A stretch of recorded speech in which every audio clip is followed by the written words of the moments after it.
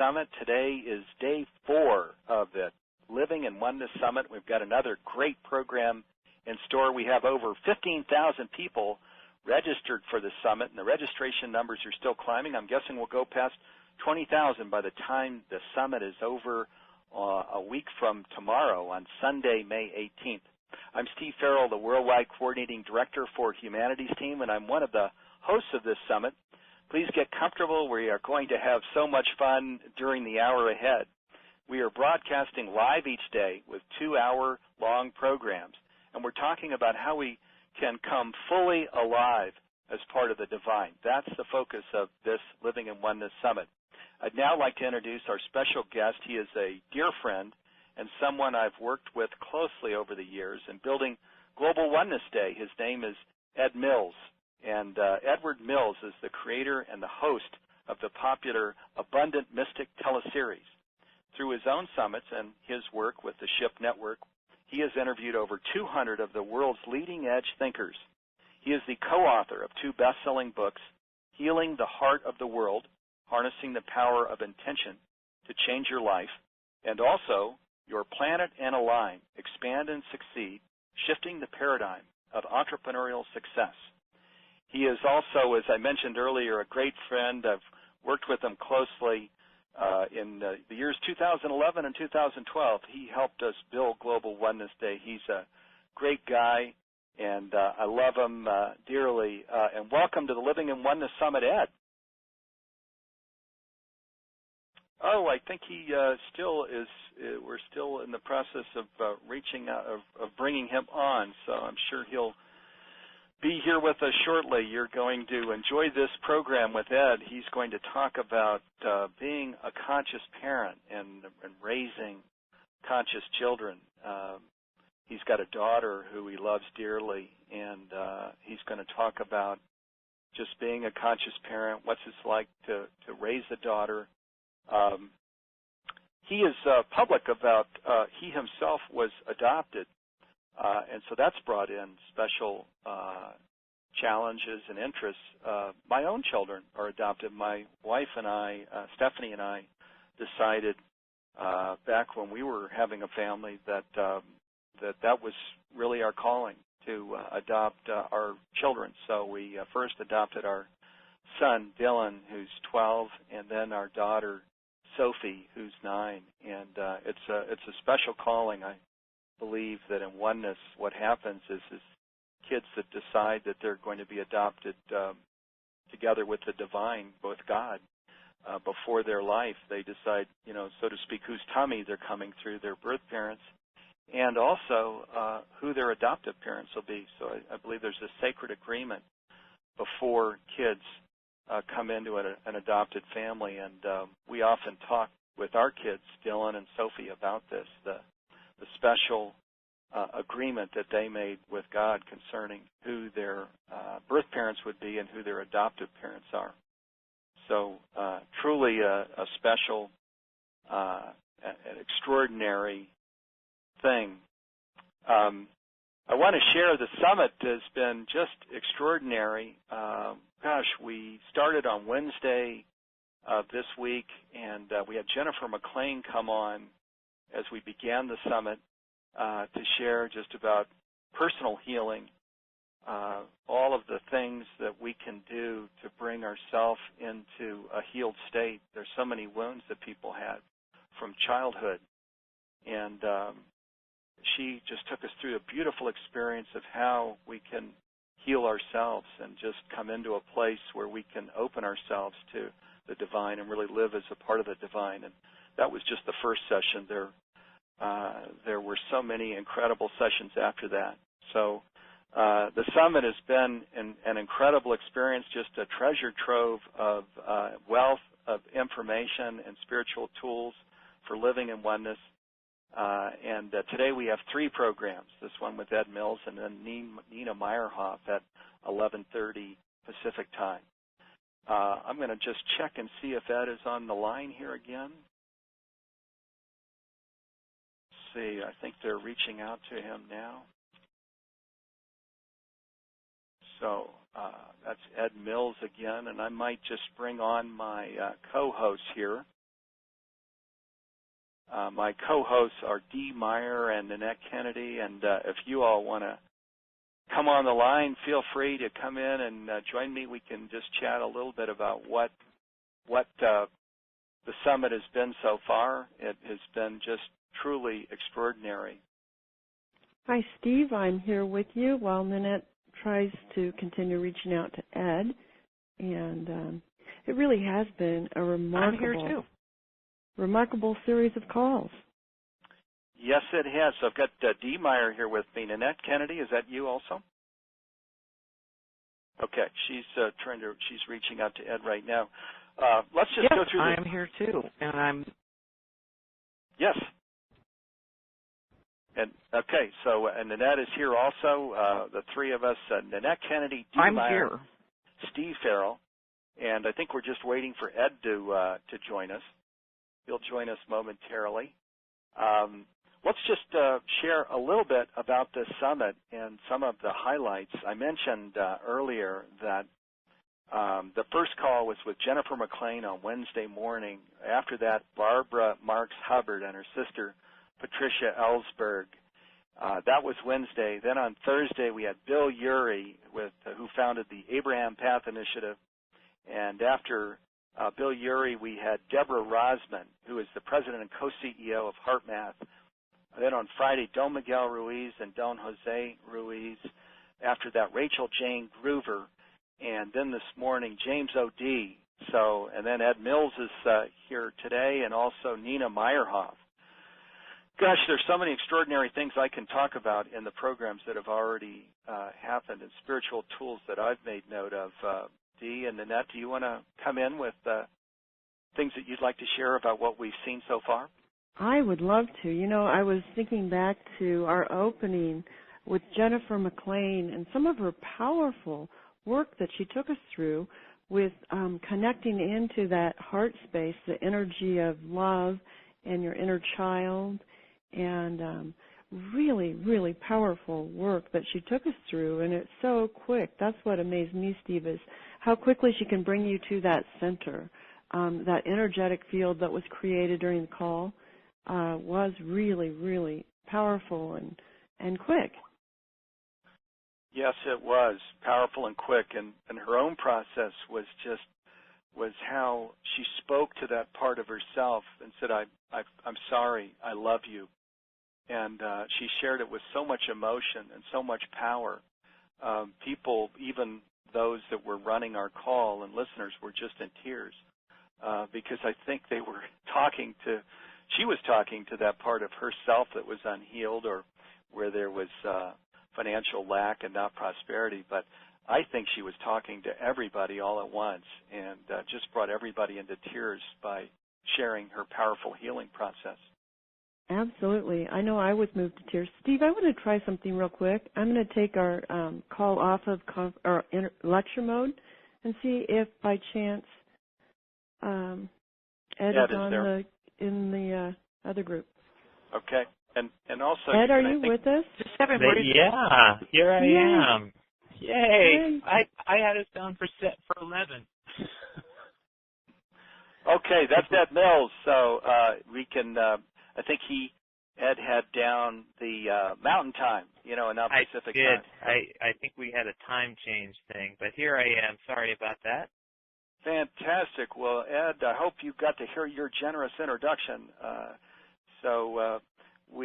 I introduced you and just shared what an amazing program you've put together, the Abundant Mystic, how you'd run the teleseminar series for the Shift Network, and just the great guy that you are, the person that's living in oneness, raising a daughter in oneness, and also the person that helped us build Global Oneness Day for 2 years. In 2011 and 2012, you just brought so much to the table as we were building Global Oneness Day in the early years. So it's great to have you with us, Ed. Well, Steve, it's such a pleasure and such an honor, and it has been a joy to work with you to help you build Global Oneness Day and now this Living in Oneness Summit, and just get to know you and just really to get to connect with someone who really is walking your talk, in the way that you really are living in oneness. Every conversation we have, I can feel how you are doing this work from a place of connection with the divine, connection with all that is, and just really making it happen in a way that you're letting the divine come through you, and it's wonderful to connect with you and to feel this, to watch the way this has expanded so fast because of your dedication and devotion to spreading the oneness word.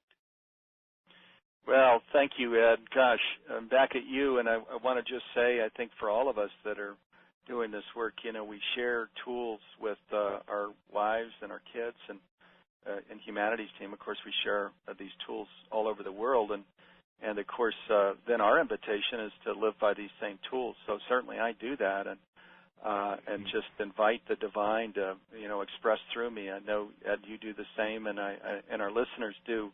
But it's such an extraordinary time in the history of the earth, because we're going through this shift now, and we're just coming back into our essence of oneness. And isn't it interesting that a summit like this is valuable, where we talk about really living in oneness? We already are all one, but we grew up, of course, with being taught the tools of separation, and now we have to kind of rediscover ourselves and come back into the fullness of who we really are, and that's the valuable thing about a summit like this, where we can gather the wealth of resources, teachers and authors and speakers who have made this their life work, and as you have, Ed. And so thank you for your compliments, and I, as you know, right back at you. I just have always loved your heart energy and authenticity and leadership. So there are a lot of things that we can talk about here. I thought maybe we can,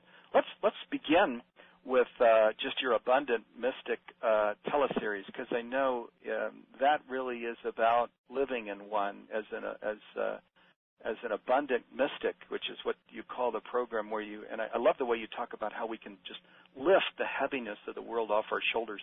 And of course we do that by living in oneness, don't we? Well, Steve, it's really interesting that you start with that, because I really think of you as an incredible example, an exemplar of an abundant mystic, even though you might not call yourself that, because you are living in oneness, you are living in alignment with mystical principles, and you're doing incredible work in the world, and that's really the point of the abundant mystic. It's about encouraging people and helping people and supporting people in coming into this alignment where they can create personal prosperity while helping to make the world a better place in whatever way they do. And for so many mystical people, spiritual seekers, the split, the separation between spirituality and prosperity it's really a place of wounding. It's a place of struggle. It's a place of where a lot of people are blocked. And I see you and the speakers who I'm interviewing on the Abundant Mystic series as examples and models for how we can live in this place of oneness, where spirituality and thriving, the ability to thrive in this physical world, really come together. And I look at someone like you, who, because you have you have thrived in the physical world, in the world of personal prosperity, you are now able to make such a huge impact on the world, such a huge positive impact. And it's wonderful to see how many people are out there, how many mystics, how many spiritual people are out there now who have learned how to bring this together and who have learned how to thrive in the physical world and are doing incredible things to make our world a better place day by day, in the way that they show up, in the way that they serve, in the way that they bring spirit, bring the divine, bring this energy, this essence of oneness through them and expand it out into the world. So that's really what the Abundant Mystic is all about. And it's why I'm so excited to, be doing this work as the Abundant Mystic, and to be supporting you in the work that you're doing with this Living in Oneness and Global Oneness Day, because it's all the same work, whether it's called the Abundant Mystic or Global Oneness Day. It's all about finding this balance and finding the way to bring spirit, bring heaven here onto earth.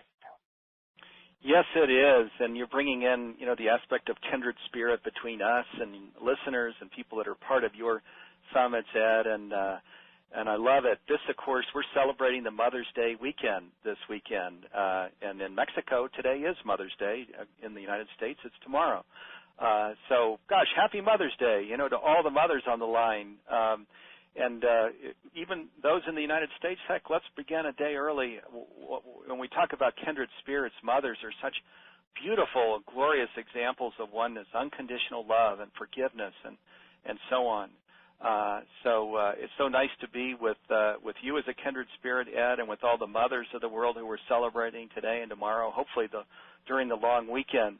Ed, I want to get to, you were talking about, bringing the energy of the divine through us, and that's a beautiful way to talk about what oneness is. And you have interviewed so many leaders as part of your program today, and I think you mentioned over 200 to this point of many of the key leaders in the world who are authors and speakers on oneness. What are some of the keys that you, as you distill it down and look at keys to really bringing the energy of the divine through us, what are some of the keys as you see it?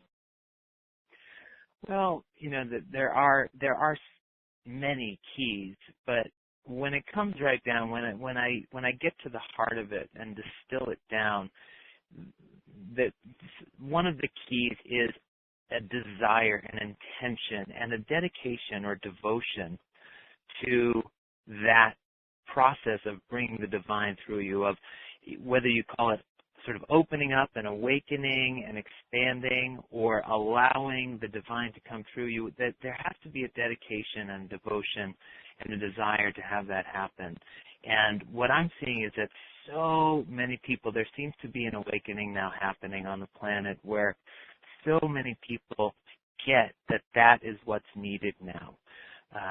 They get that we, each of us, you, me, everyone listening on this call is a channel for the divine, for the creative force that flows through everything, that we are channels as individuals. And it is as we open up and make the intention and make the commitment to really do that work, because it is work. It's definitely work to become a bigger, clearer, more open channel for that divine light, that divine essence to come through us. And as we do that, what happens is we become woven together into this fabric of oneness. We are all one, as you've already said, and you've said it many, many times, and many other speakers on the summit have already talked about how the reality, our reality, is that we are already one. But as we open up more, we tune in and we allow collectively the experience of oneness to grow. Because what happens as we come into this physical reality, we kind of lose sight, we lose connection, we forget that we're all one. And that forgetting is kind of like this big global amnesia. And as individuals begin to wake up and remember and become open and clearer channels for that oneness energy to come through, it makes it easier for others to begin to remember. So what I'm seeing now in my work with the Abundant Mystic is that more and more people are kind of lighting up. They're becoming beacons all around the world, and there's this web of awakening people that are connecting and interweaving, and as that weave gets tighter and tighter, the more people that wake up, that weave gets tighter and tighter. And as that happens, it becomes easier and easier for even more people to step into that weave, and then they light up, and then the weave becomes, tighter and tighter, and so that experience of oneness, that energy of oneness, begins to be felt more fully by everyone. And so it begins to open up the capacity for anyone and everyone to step into that web of oneness and to really experience it. And remember that our essence, our core reality, our truth is that we are all one. And so that's one of the keys, is that commitment, that intention, that dedication. And with that, what I found is that the people who really do become the lights and wake up are the ones who take action on a daily basis. They have a daily practice. They're willing to do the work. And some of the people who come even through into my summit, they tend to get a little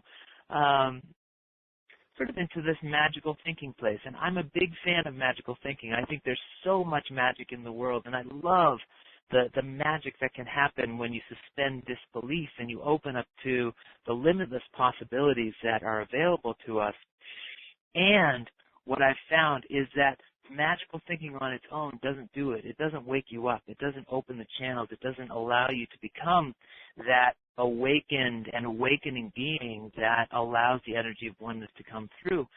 You have to combine that beautiful magical thinking with the practical, consistent daily actions and daily practices that like work the muscles of oneness, work the oneness muscles inside you, your connection to the divine, your connection to all that is, your connection to the beauty and the awe and the wonder of this reality and this existence that we live in.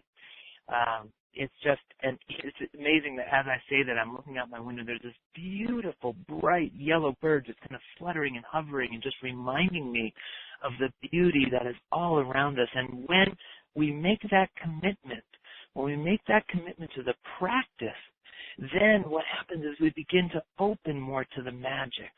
And then the magic reinforces the practice, the commitment, the dedication. So it's really a both and.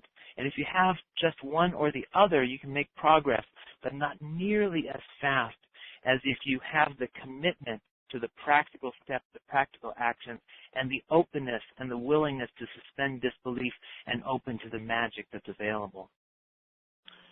Wow. Ed, let's just all breathe into that for a moment. So much that you shared, you could just feel you channeling the divine as you stepped through that whole process. You started with, the desire, intention, devotion, awakening, experiencing, allowing, that whole aspect of connection with the divine. And then you brought in the tuning in, so we allow the collective experience of oneness to grow. So it started with just the initial connection, and then kind of throwing the logs on the fire where we're growing that connection and stepping through that whole process and bringing in the aspect that, of course, we already are all one. There, my gosh, that it could be an hour unto itself.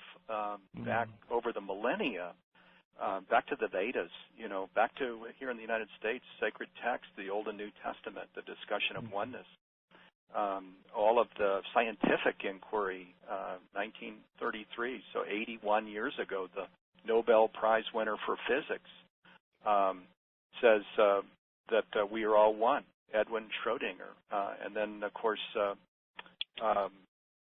many other noted scientists as well, including Albert Einstein with his unified field theory, and Bruce Lipton and Lynn McTaggart and Greg Braden, and on and on and on. So, and then Ken Wilber, who's probably the most distinguished philosopher of our time, who with his AQAL model, all quadrants, all level, talks about the inner experience over on the left side and then the outer experience on the right side. And the inner experience, he talks about our connection with the divine. So there are so many notables who have talked about oneness over the millennia, and yet isn't it interesting, Ed, it was wise on this call to remind everybody we already are all one, because in the public, that's not well understood by the 7 billion people on the earth here today. Then you segued into, I loved it, taking action on a daily basis, really doing the work, as you called it, working the muscles of the divine. I love it. And then the simple model of practice and magic, and how the two must come together, practice and magic, the metaphysical aspect of the magic, but the physical aspect of the practice. Well, boy, as we've talked about this summit to this point, the summit started on Wednesday this week. this is the thing, this treasure trove of these spiritual tools that have surfaced. And Ed, thanks so much for taking us through that. That was extraordinary. I want to share, we've got a couple different comments I want to bring in here real quick. One, thank you, Ed. This is from Todd in Evergreen, Colorado. Much love and appreciation for the long-time relationship with Humanities team. That's from Todd in Evergreen, Colorado. And then Maria in Italy shares this. So this is a question to you, Ed. He says, how can oneness be lived with the family, at work, for ourselves? This person has a school child who's 3 years old. I'm wondering from Italy about these things, and how do I take this message out, in my own country here in Italy? How do we live in oneness in our family, at work, and with ourselves? And he's specifically bringing in the aspect of a young child in his home, a 3-year-old. Yeah, beautiful. Thank you for that question, Maria. And Steve, I'm really excited because parenting is not something that I often address very often in public, and yet it's something that I am so completely passionate about. It has been a central part of my life for the past 11 years, and more than that actually, because it's something that I've studied and been interested in even before my daughter was born 10 and a half years ago. And so when you invited me onto this summit and suggested that we speak about parenting, I thought, well, it's not really what I'm quote unquote doing. It's not my work in the world, but it's something that is so exciting and so passionate, that I'm so passionate about, and it has such an impact on where this world is going, where we're going as a species, and where our world is going, that I just, of course, had to say yes. And, of course, I love you, Steve, and the thought of being on the show with you was wonderful. But, Maria, one of the things that I would say is the biggest thing that you can do, the biggest thing that I've found you can do is just remember, on a daily basis, remember that your child is more connected to the field of oneness than you are.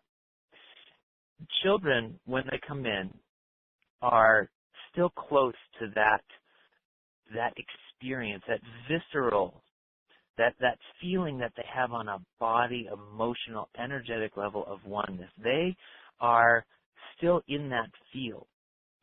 A baby in the womb, a fetus in the womb is actually in a physical experience of oneness.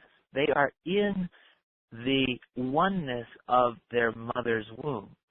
So they are experiencing this, what we're talking about here, this oneness experience that we are trying to talk about is something that is intangible, that cannot be described. All the mystics throughout time have said over and over again that oneness, enlightenment, awakening cannot be described in language. It's something you have to experience. And so we're all reaching for those experiences. Ken Wilber talks about states versus stages. Most of us on this call, listeners, you, me, Steve, we've had states of oneness. We've had those experiences of feeling our connection, whether it's to another, whether it's to many others, whether it's to all that is, whether it's to the divine. We've had those states. What we're talking about on the summit is getting to the place where we're moving up in the stages so that we get closer and closer to the place where we are consistently in that experience of oneness, living, as the summit said, living in oneness. A child, especially a baby who's just been born, has come from that space of oneness, that visceral, experiential essence of oneness. And so our children are closer to that experience than we are. So ever since my daughter has been born, I've reminded myself on a daily basis that she's my teacher. Now, that doesn't mean that I abdicate my responsibility as a parent. I have more experience in this physical world, and there are certain things in this physical world that she needs to learn about. And that's my responsibility as a parent, to teach her how to navigate her way through this physical world. But I've always looked at her as my teacher in terms of her connection to oneness, her connection to the divine, her connection to spirit, her connection to the energy of love.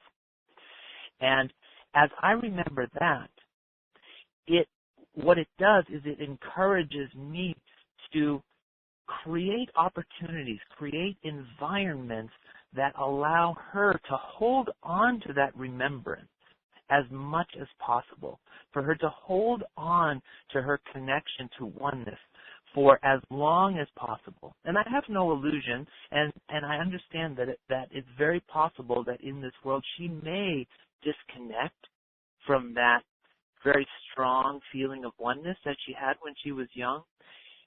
But my hope and my intention is that if I can nurture that experience in her and create environments and create opportunities for her to hold on to that, to remember it for as long as possible, then it will be much easier for her to come back to that when she chooses to consciously.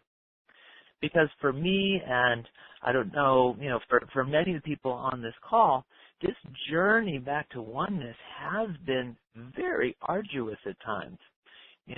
This desire to reconnect with the divine, which for me has been extremely strong and has been probably the driving force in my life for most of my life. Because of the way that I was raised and because of experiences in my childhood, the journey back to really getting to this place of feeling like, yes, I am right now, in this instant, I am one with the divine. I am one with everyone on this call. Getting back to this place has been a hugely difficult process. And I don't say that in a good or bad way, because I know that it's all perfect. But if I can do something to make it easier for my child and the next generations to come, so that they don't have to take quite so long to get back, just think about, I'd encourage you, if you're listening now, think about how much energy you have put into this journey back to oneness. I mean, for me, it's been years and years and years, an incredible amount of energy and effort to get to this place where now I feel like I'm, pretty solid in this connection to the divine.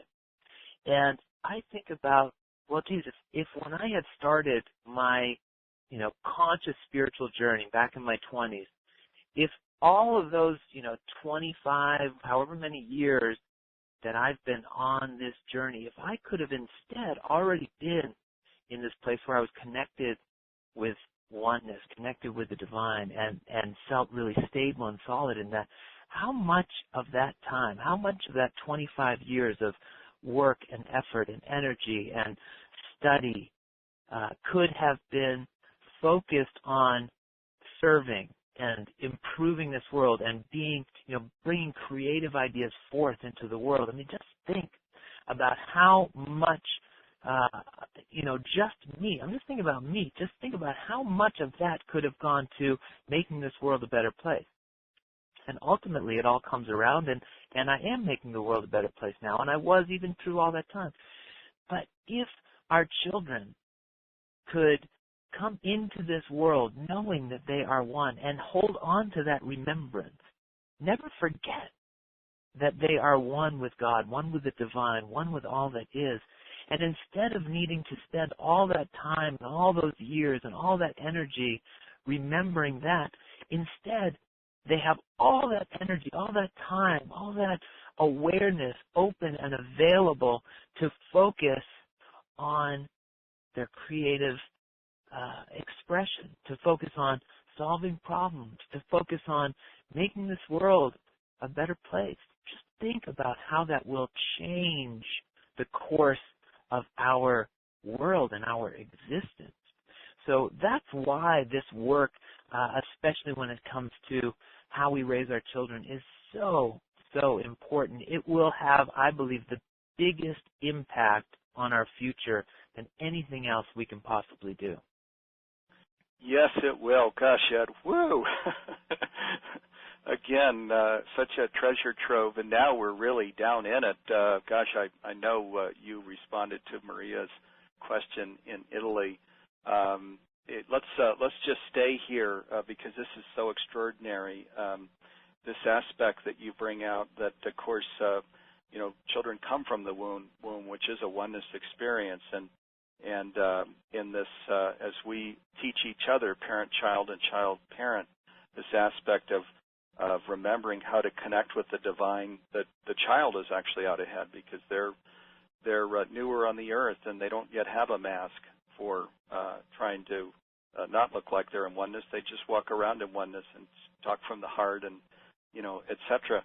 But then you share, the key thing as parents is this aspect of helping them to hold on to the remembrance of that, of their oneness. Because if they can hold on to the remembrance of that, then they can just be this beautiful creative expression of the divine. They can grow up, being that, living that. And this whole arduous journey, as you described it, maybe isn't something they have to live out. So with your daughter, obviously she was brought into the world in this beautiful expression of oneness, and you feel that in your household. Are there things that you do as a conscious parent that help her to hold on to this remembrance of who she is, so that she really is more than bookmarking it? She's really living it and never lets go of it. Yeah, it's interesting. There's actually so many things that I think on some levels I almost take for granted, that a lot of what we do is not quote-unquote normal in our culture. But some of the simple things that we've done very, very consistently are gratitude. We give gratitude. We stop before meals and we just either in silence or with a little verbal acknowledgement acknowledge the gratitude for the divine, for the food, and then we share what we're grateful for the day. That's a very simple thing, and it's something that we all can do on a daily basis, and it's something that really, really makes a huge difference. Whether it's with children or without children, it makes a huge difference to actually take that pause and be in a space of gratitude, because gratitude is it's such a close corollary to the energy of oneness. Another thing that we've done with my daughter is energy. Just talk to her about energy and allow her to remember that there is an energetic foundation underlying everything. So whenever she's been not feeling well, when she has a tummy ache, when she's sick, we talk about the energy, and we will actually sit with her and we'll run energy, and I'll have her work on reconnecting with the earth and feeling her connection to the earth and feeling her connection to the divine, and just encouraging her to remember that when something is going on in her physical body, that there is a disruption in the smooth flow of energy between heaven and earth, if you will, with her as the middle point, as the translator between those energies. So she's learning to, at 10 now, she already knows how to work with her own energy field. And now she's actually reminding me. The other day, we were after school, I picked her up and I said, my tummy's feeling a little strange. And she goes, are you picking up on someone else's energy? Do you need to do neutral separation? And that's something that we do. And this is a really good point, actually, because as a child, one of the things that I'm really trying to help her to understand is that even as we are all one, there is also the truth that we are also all unique expression. And so as individuals, we have to find that place of, it's not really balance isn't the right word, but that place of harmony where we can hold our own space as a unique expression of the divine while still being open to the truth and the experience of being connected to all that is. And it's not always an easy thing to do. And what I am working on with my daughter is helping her to understand when it's appropriate to focus more on holding her individual space, protecting her individual space, acknowledging and remembering her unique identity, and when it's appropriate and beneficial to open to her connection with all that is, open to her connection with others, open to the oneness, open to the divine.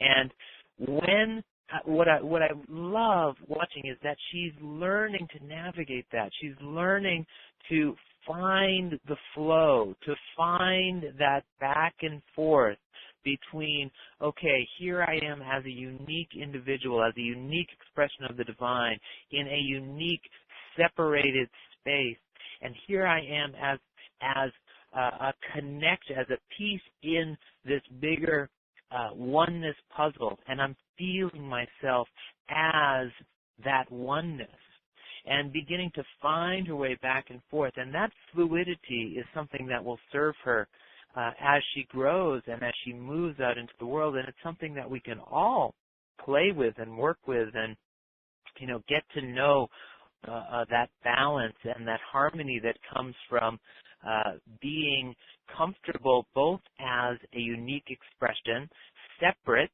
as a separate unique expression, and being in that oneness field, and in essence, learning to let go of our unique self.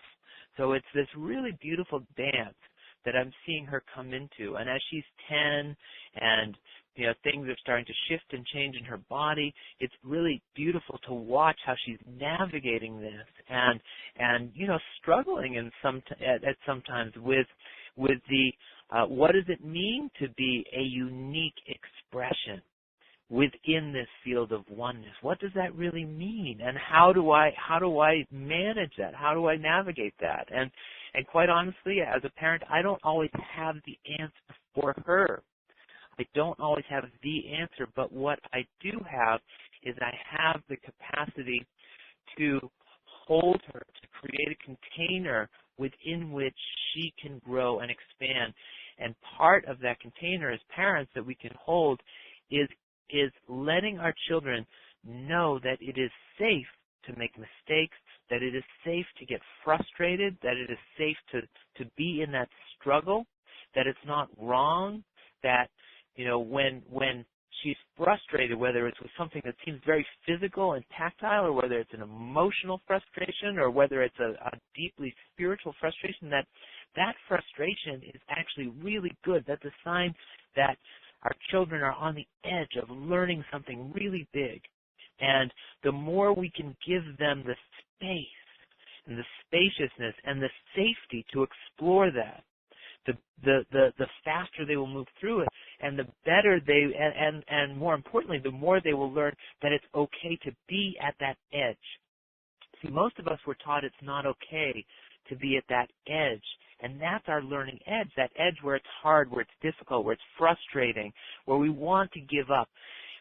Most of us were taught we can't go there. We can't get frustrated. We can't get angry. We can't get sad. We can't, when we get to that place where we're at our edge, we've got to stop. We've got to come back, or we've got to go off on our own and do it in secret and without anyone else knowing.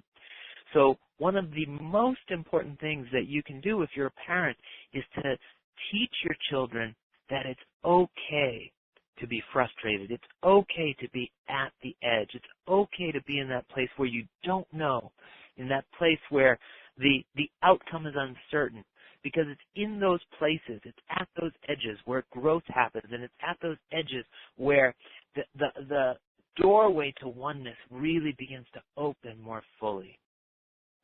Yes, it does. And again, just so many incredible things you shared. And a few things here. One, I want to say, boy, for a daughter who's 10, what a mature person, just in the things that you shared that she's already grown into and that she's growing through now. Just must be a very special experience. Just on an administrative note, I want to share we have 3 programs today, so we actually have a hard stop right at 10:30, let's see, 12 o'clock Mountain Time, which is 11 o'clock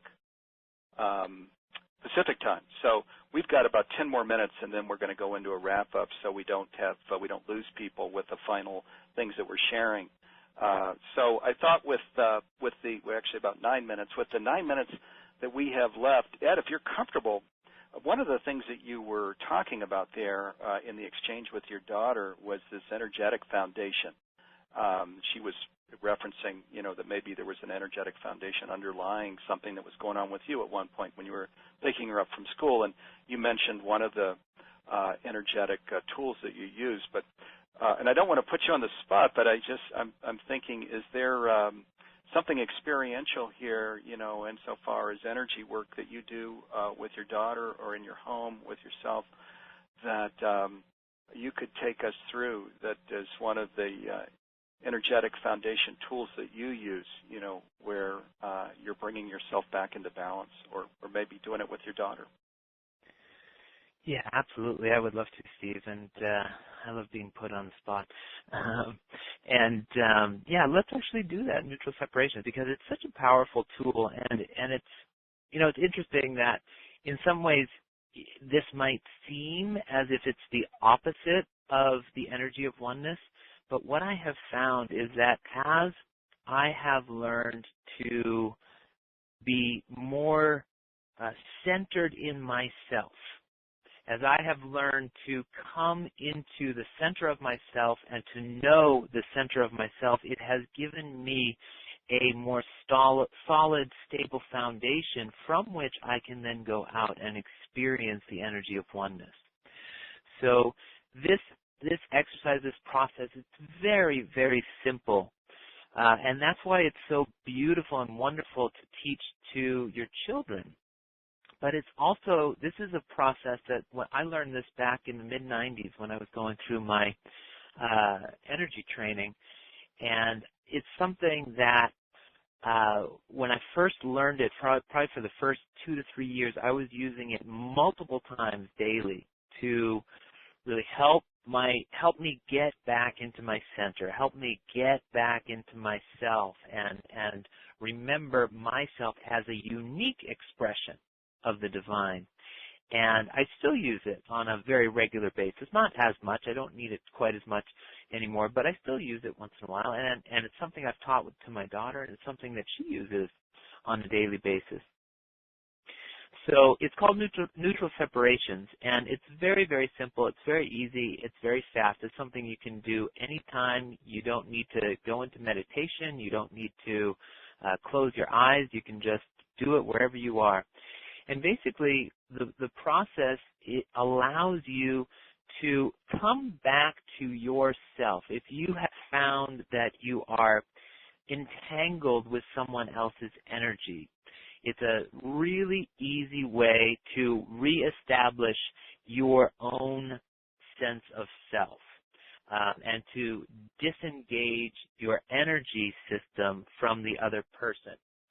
And it's actually incredibly beneficial for children because most children, not all, but most children are incredibly sensitive to the energies in and around them, especially the energies in their homes.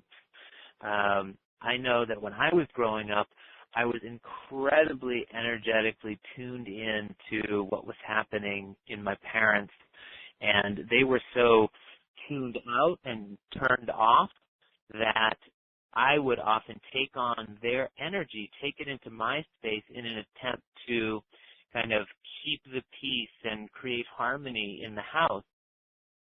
And if I had known this energy tool back then, it would have been so helpful for me. And so now I've taught my daughter to do this, and I'll tell her if I'm going through some stuff, if I've had a hard day and I'm feeling, a little wonky energy, and she says, dude, I kind of have a headache, and I'll say, go ahead and do neutral separations with me, and she'll do it, and the next thing I know, she's like back out playing and jumping around because she was just, not in a bad way. Neither one of us were doing anything wrong. She was just, picking up on my low energy. So let me take you through it. It's just very, very simple, and I'll actually guide you through it right now. So if you're listening, just take a deep breath in, just to bring yourself back into yourself a little bit, and as you exhale, let your body relax. You can do this with eyes open or closed. You might want to this time do it with your eyes closed, and then as you practice it, you can start doing it with your eyes open, so you can do it anywhere. But for this one, you might want to just close your eyes. Take another deep breath in, really feeling yourself coming back home to your center, to yourself. And with the exhale, again, letting your body relax. And as you are sitting in this place now, a little more centered, a little more back home in yourself, I want you to think if there is someone in your life, just open up, and maybe the first person who comes into your awareness, someone that maybe you're a little overly connected with, someone you're a little entangled with energetically. And this might show up, you might hear a person's name or see the image of a person, or just maybe you had an argument with someone in the last couple of days, or maybe you made love with someone. You made love with your partner and you're still feeling a little entangled. This is, by the way, a great process to do after making love with someone. And in that space, you actually want to open and engage your energies. This is a great, very powerful process to help you come back to your own space after that experience of oneness. So just open and see who pops into your awareness. It doesn't need to be a bad thing. It doesn't need to be an argument or a fight, though it can be. It can be, as I said, someone that you love very deeply and maybe just a little overly enmeshed at this point. And as you think of that person, you can have an image of that person in your awareness, in your mind. And as you see that person, make sure that you are holding them out in front of you, about 5 or 6 feet in front of you. If you're actually seeing them, seeing an image of them, make sure they're out in front of you, far enough out so that there is some distance. So 5, 6, even 10 feet in front of you in your mind's eye, in your awareness. And then to do the neutral separation process, it's very, very simple. Just begin to think of 5 neutral differences between you and this person. And it's very helpful in the beginning if you actually say them out loud. As you get well-versed in this process, you can just do it in your mind. And if you have other people around you now and you want to do it in your mind, that's fine. But if you can, actually say them out loud. So, for instance, if I was doing this with my daughter, I would say, my name is Edward, her name is Ella. I'm a man, she's a girl. I'm 49, she's 10. I was born in September, she was born in October. I have darker hair, she has lighter hair. I'm taller, she's shorter. Now, these are just examples of things that you can do. Anything, it has to be neutral. It can't be something that activates or triggers an energetic response. It has to be something that's completely neutral. And as you're doing this, as you're saying these differences, you can actually begin to feel your energy coming back from you. And if you're energy sensitive, you will really feel it. If you are clairvoyant, if you see clairvoyantly, you will actually begin to see the energy coming back from that person to you. That's your energy coming back, and you will feel and see that person's energy leaving your space and going back to that person. So you're actually exchanging energy, but you're taking back your energy and you're giving that person back their energy. Because what happens is when I'm carrying around my daughter's energy, it actually makes me more tired because it's not energy that's meant for me.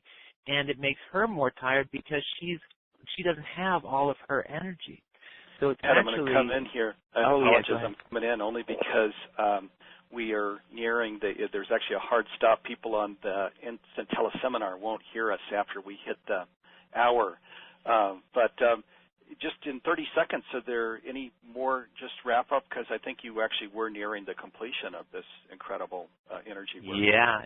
No, I was just getting done. I saw it was 10:55, so I was just getting ready to wrap up.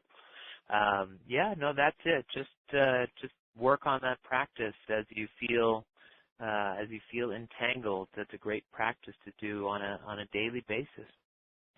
Yeah, that is terrific. Neutral separation, and what a wonderful way to end up with this energy work that you do with your daughter. And Ed, gosh, I want to thank you so much for the wisdom that you've shared.